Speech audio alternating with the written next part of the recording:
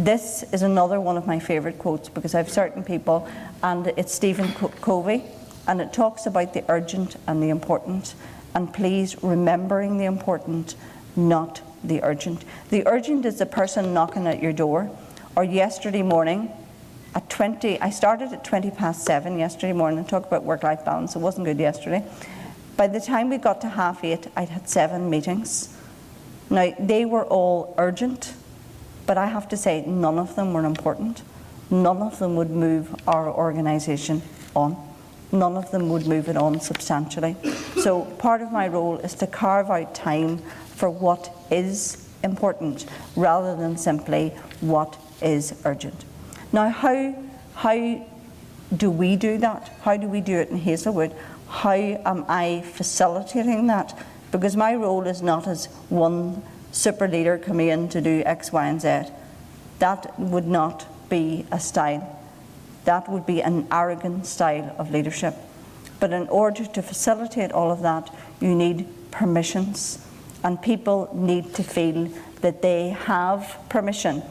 They need permission to speak. In other words, they need permission to say to you, I need to do X, Y, and Z, or this college is not moving in the right direction. They need permission to act.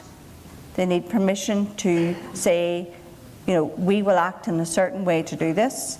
They need permission to grow themselves and to send people on leadership courses, to think outside boxes, to think new ways of doing things.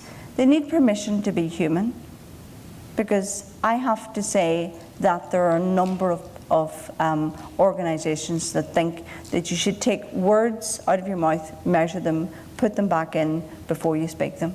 We're human beings, and permission to be human, and I have to say I give leadership in that because I'm probably more human than everyone else, and therefore hold my hands up and say I make mistakes, and that almost gives other people the same permission to make mistakes, because if you don't make mistakes, you don't grow.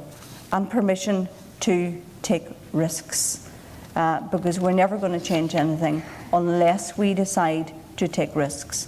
And that's what we will do from this September in Hazelwood. We're making a great risk where a curriculum would be completely different to any other school in Northern Ireland. It probably isn't in lines with some of what the Department of Education would want us to do, but it will produce the results. And that's what we will be about.